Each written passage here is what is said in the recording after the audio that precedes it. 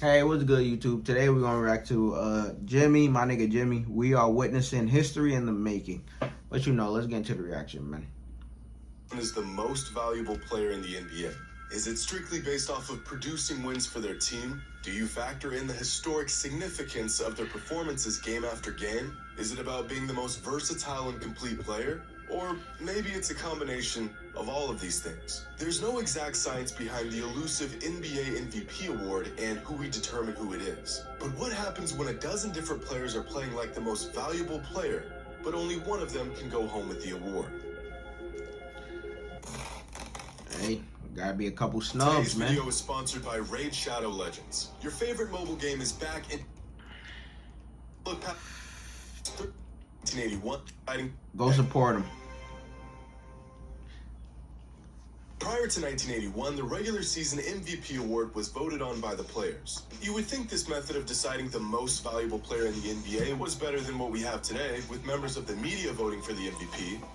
This was far from the case. The voting results of some of these seasons was absolute mayhem. Back in 1972, a young Kareem Abdul-Jabbar was by far the best player in the NBA, averaging 35 points, 17 rebounds, and 6 assists a game while leading the Bucks to 63 wins. And as a result of playing like Jesus in a Bucks jersey, Kareem walked away that season as the league MVP. But that didn't stop players from voting like they didn't know what MVP even stood for. Because that season, there weren't just a few players who received first place MVP votes. There weren't a handful of players. There wasn't 12 or 13 or 14 or 15 or 16 or 17 or 18.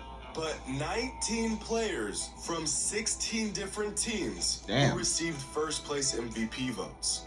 But get this, there were only 17 teams in the NBA at the time, which means nearly every single team in the NBA had a player that received an MVP vote that season. And you probably think, some of these players received votes from their teammates or maybe even voted for themselves, but no. The league prohibited players from voting for anyone on their team or voting for themselves. Oh, damn. These voting results were completely authentic and completely unhinged. Now this season, there will more than likely not be 19 players who receive MVP votes. In fact, this season is so loaded with all-time elite talent that there will be multiple players who will have historically great seasons this year, and they won't even get a mention for the MVP. Luka, Giannis, Curry, Tatum. No, Jimmy, no. Luka, he's getting a mention. I got Luka winning MVP, alright? Alright, I'm an advocate for this agenda. Luka for MVP. And Giannis is definitely getting, MVP nod. Because, bro, what's it called? His run with Middleton was just fucking phenomenal, man. Like, the Bucks was going crazy without Middleton. Like, shit. Didn't even get a mention for the MVP. Luka, Brook Lopez might win Defensive Curry, Player of the Year, though. Tatum, Durant, Embiid, Jokic, SGA, Booker, Mitchell, Yeah, Durant. that's true. All playing at an MVP caliber in what is quickly becoming the greatest statistical season in NBA history. If you combine points, rebounds, and assists, here are the combined statistical totals of every MVP in modern NBA history. Sometimes this total is relatively low, like Steve Nash's 2005 MVP, but sometimes it's off the charts, like Russell Westbrook's record-breaking total of 52.7 in 2017. But on average... Yeah, but Russ in 2017, that was different. That nigga was going for triple-doubles every night. Record-breaking total of 52.7 in 2017. But on average, since 1980, league MVPs had a total of 42 combined points, rebounds, and assists. So if a player can reach this number, 42, it's a solid indicator that they are on a path to becoming the league MVP, or at least a front runner. This season, SGA, John Morant, Tatum, Durant, Curry, Embiid, Giannis, Curry's so and high. Luka are all Nigga Luka damn near with Russ in 2017. Damn, that's crazy. But yeah, Steph up here too. Man, that's a damn shame, man. Steph needs some fucking help. The Warriors on some bullshit. Curry, Embiid, Giannis, and Luka are all averaging totals of more than 42. Giannis up there this is unheard of, and it's going to leave a tough decision for the voters of the coveted award. There are currently 6 players across the league who are averaging over 31 points a game. The last time this many players averaged at least 31 a game was, well, never. In fact, in the last 15 seasons combined, there have been 6 players who averaged at least 31 points per game. Let me say that again. There are as many players averaging at least 31 points per game this season as there were players who averaged over 31 points per game in the last 15 seasons combined. The NBA has never seen anything like this. And yet the numbers get even crazier. Offensive box plus minus is one of the better statistics at quantifying a player's offensive impact. In fact, here are some of the greatest offensive seasons since the league began tracking this stat back in 1974. Here's Steve Nash's 2006 MVP season. Here's Derrick Rose's MVP season in 2011, right next to Giannis's first MVP season. But we're not even close to the best offensive seasons of all time.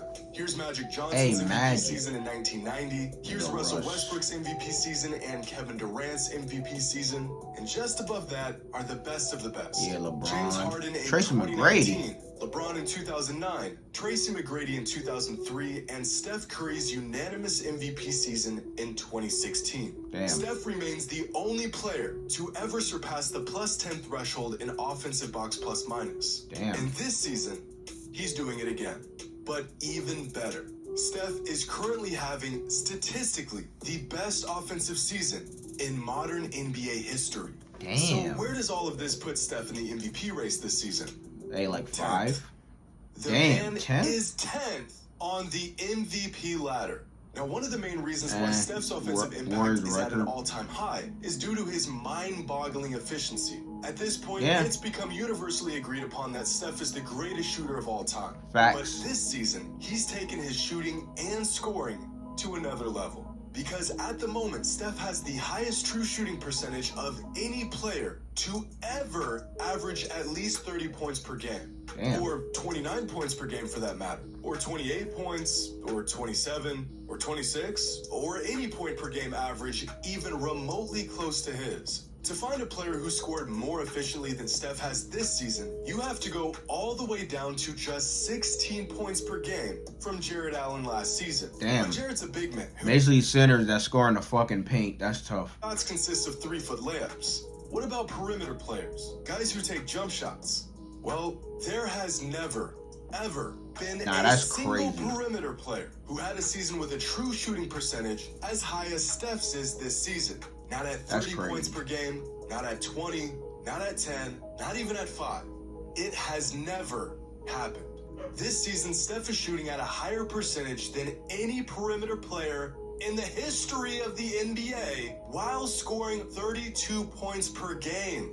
The man is 10th on the MVP leaderboard. So, if Steph is 10th, which players could possibly be putting together a better season than him?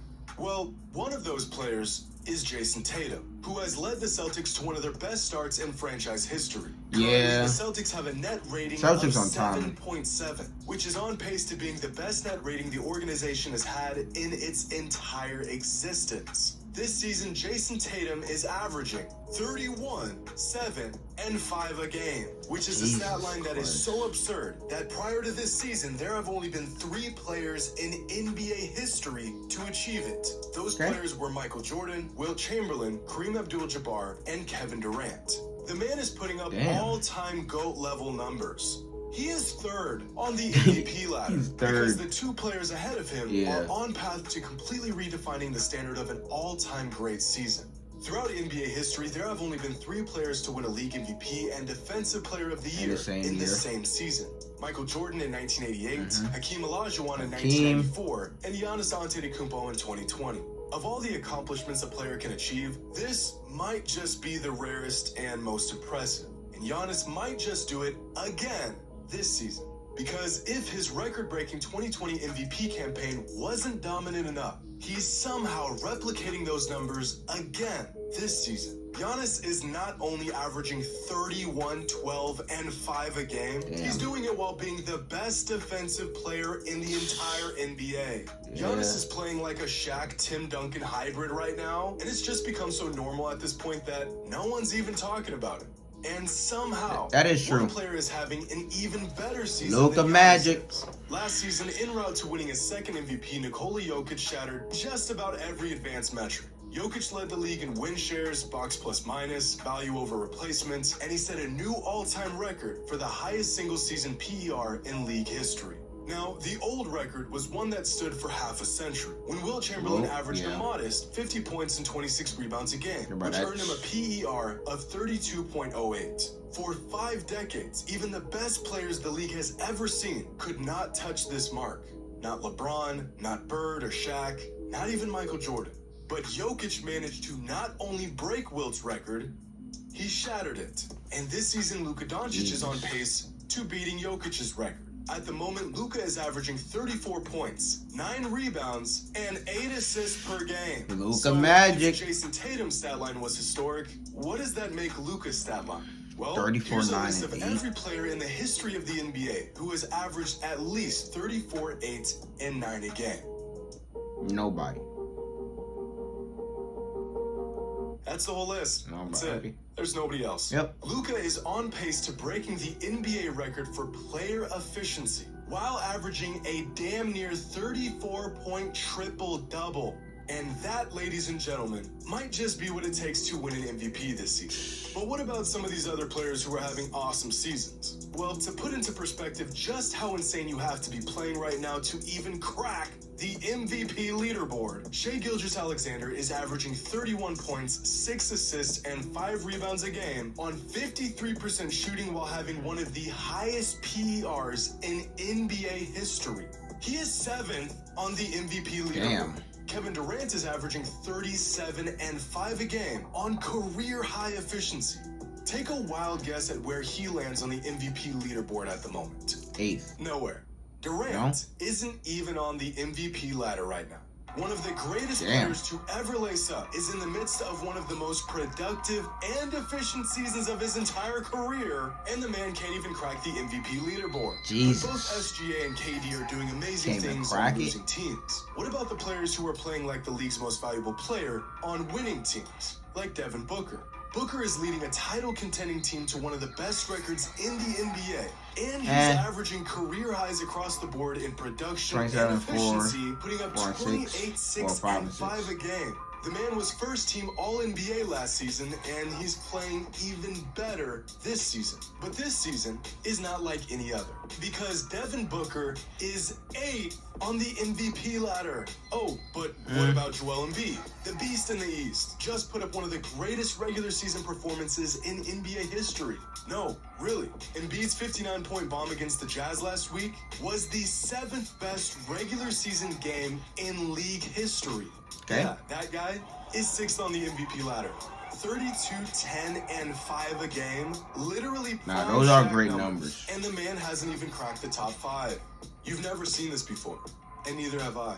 The MVP race this season is deeper than it's ever been. What was once considered a historically great season may not even earn a player any MVP votes at all this season. Not even earn a player any MVP votes at all this season. The standard for what it takes to be the most valuable player in the NBA has reached an all-time high, and it's going to take an all-time season to win the coveted award. Hope you all enjoyed. And as always, until next time. Damn, another great video from Jimmy. But hey, man, all the players in the top 10 is going crazy, man. In the MVP race and shit. But hey, as I said, I got Luka for my MVP. I picked him before the season started to win MVP. So I'm staying by it. I got Luka, and then Giannis. Honestly, it's gonna be Luka or Giannis on MVP, to be honest with you. But I got Luka winning. But bro, Curry's going crazy too. Bro, it's crazy. The thing with Curry is that, like, yo, it seemed like the older he get, the better he get type shit. Like, bro, with his game. Because, like, his game now seemed like so much more refined, so much more, like, you know, he looked like, you know, more poised on the court. It's like, bro, it's like Curry just be out there toying with folks. And it's like, man, Curry just be going crazy. But KD's also having a great season. Great season. Jason Tatum is having a great season. Like, bro, the Celtics, like, it's crazy. Because I expected the Celtics to take like, you know, a little bit of a drop because they didn't have Udoka and shit. But it's like they like fuck Udoka, bro. Like, bro, in their mind, they like, yo, we made it to the finals, we lost. So it's like, bro, now they got like, you know, the pain of loss and shit. So it's like now it seems like they out for a vengeance. Like the Celtics is out there performing, and it's like now they got Malcolm Brogdon coming off the bench, and they just got back what's it called, Robert Williams. So it's like that's gonna be nasty too. But it's like, bro, the Celtics out there going crazy. But hey, a fire video from fucking Jimmy, but bro, everyone in the NBA just going crazy, bro. All the stars are going crazy. Even fucking AD had his fucking like, you know, little stretch before he got injured and shit. Averaging like, you know, 34 and 15 or whatever. Like, bro, even AD was going crazy trying to make a run for that MVP. But damn, seemed like, man, if you want to win MVP this season, you gotta be damn near a demigod on the court, man. But you know, like, comment, subscribe, suggest anything else to interact with. You know, down below in the comments. But check out the next one.